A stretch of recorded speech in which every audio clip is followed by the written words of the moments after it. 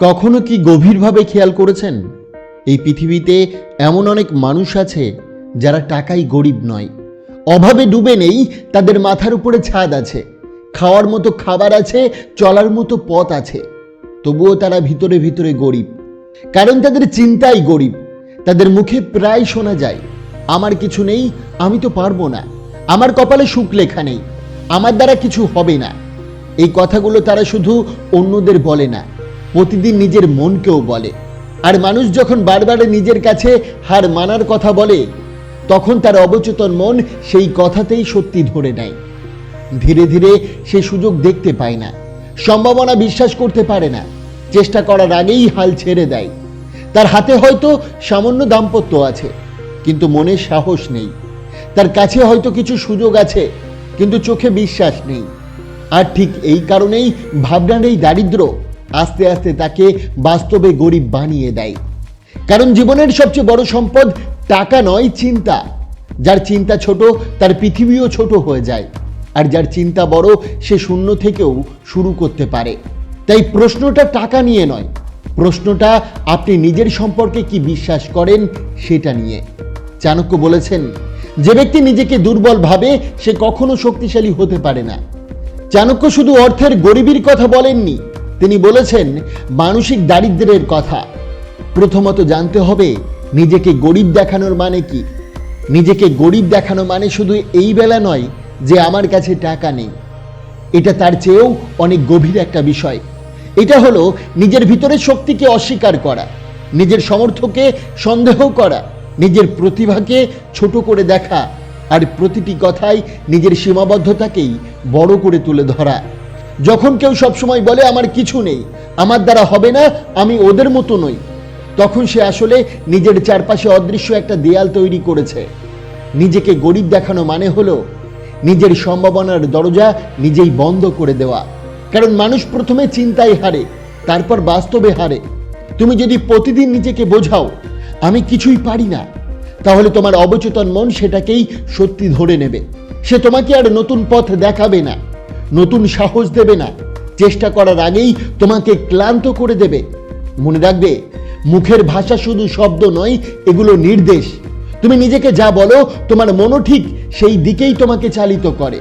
তাই নিজের মুখেই যদি তুমি নিজের বিরুদ্ধে সাক্ষী দাও, তাহলে পৃথিবী তোমার পক্ষে দাঁড়াবে কিভাবে? দ্বিতীয়ত, একটা ছোট্ট গল্প বলি। একটা ছোট গ্রামের কথা ভাবুন। চারদিকে সবুজ মাঠ, কাঁচা রাস্তা, সাধারণ জীবন। সেই গ্রামেই ছিল দুই বন্ধু, একই বয়স, একই পরিবেশ, প্রায় একই আর্থিক অবস্থা।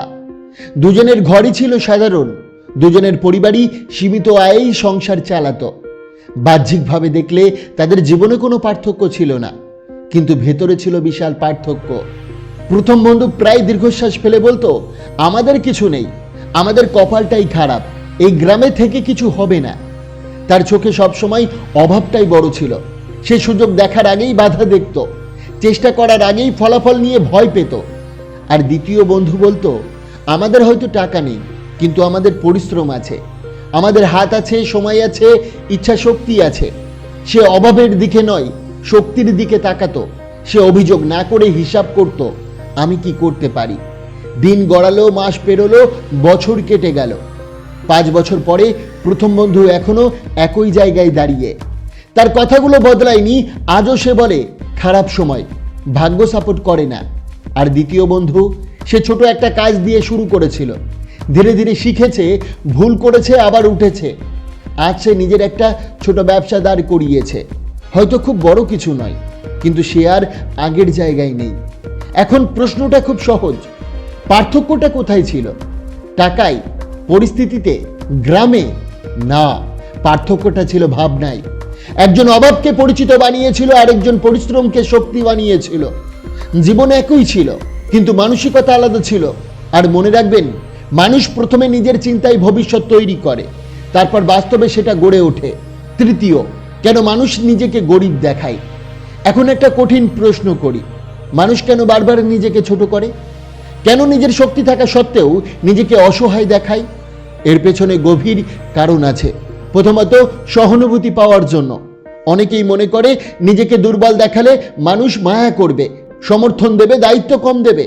তাই তারা নিজের কষ্টকে বড় করে বলে, নিজের সমর্থনকে ছোট করে বলে, কিন্তু সহানুভূতি সাময়িক সান্ত্বনা দেয়, সম্মান দেয় না।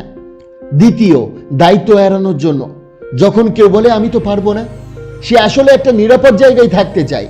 কারণ চেষ্টা করলে ব্যর্থতার ঝুঁকি থাকে, কিন্তু চেষ্টা না করলে ব্যর্থতার দায়ও নিতে হয় না। নিজেকে গরিব বা অক্ষম দেখানো অনেক সময় দায়িত্ব থেকে পালানোর সহজ উপায় হয়ে যায়। তৃতীয়, ব্যর্থতার অজুহাত তৈরি করার জন্য। কিছু মানুষ আগে থেকেই অজুহাত তৈরি করে রাখে। যদি কিছু না হয় সে বলবে আমি তো আগেই বলেছিলাম আমার কিছু নেই। এভাবে সে নিজের অহংকার বাঁচায়, কিন্তু ভবিষ্যৎ হারায়। কারণ অজুহাত মানুষকে শান্ত রাখে কিন্তু সফল করে না। কিন্তু একটা সত্য কথা মনে রাখবে, যে নিজেকে ছোট করে দুনিয়া তাকেও ছোট করে। তুমি যদি নিজের মূল্য নিজেই কমিয়ে দাও, পৃথিবী তোমাকে বেশি দাম দেবে কেন? তুমি যদি নিজের শক্তিকে বিশ্বাস না করো, অন্য কেউ এসে তোমার হয়ে বিশ্বাস করবে না। মানুষ তোমাকে ঠিক ততটাই গুরুত্ব দেয় যতটা গুরুত্ব তুমি নিজেকে দাও। তাই সিদ্ধান্ত তোমার, সহানুভূতি চাও নাকি সম্মান, অজুহাত বানাও নাকি ভবিষ্যৎ গড়ো। চতুর্থ, মানসিক দারিদ্র্যের লক্ষণ সবসময় তুলনা করা, অন্যের সাফল্যে হিংসা, নিজের সাফল্যকে ছোট করা, ঝুঁকি নিতে ভয় পাওয়া।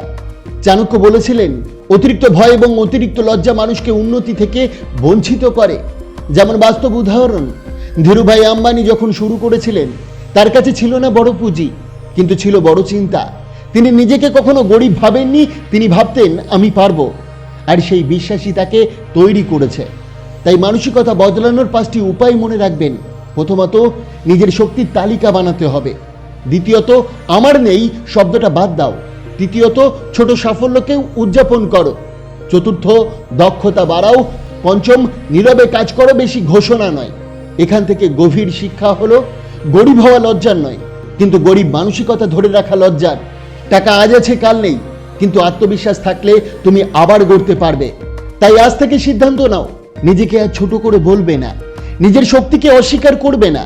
কারণ তুমি যতটা ভাবছো তার চেয়ে অনেক বেশি সক্ষম। চাণক্য তার শেষ নীতিতে বলেছেন, নিজের মূল্য নিজেই নির্ধারণ করো, দুনিয়া তা মেনে নিতে বাধ্য। তাই নিজেকে গরিব দেখানো বন্ধ করুন, নিজেকে শক্তিশালী ভাবুন। আপনার কাজই আপনার পরিচয়। বন্ধুরা, আশা করি আজকের এই ছোট্ট ভিডিওটি আপনার অনেক অনেক ভালো লেগেছে এবং আপনার অনেক উপকারে আসবে। অবশ্যই ভিডিওটিকে একটি লাইক করবেন, কমেন্ট করবেন, প্রিয়জনের কাছে শেয়ার করতে ভুলবেন না। আপনাকে অসংখ্য ধন্যবাদ ভিডিওটি শেষ পর্যন্ত দেখার জন্য।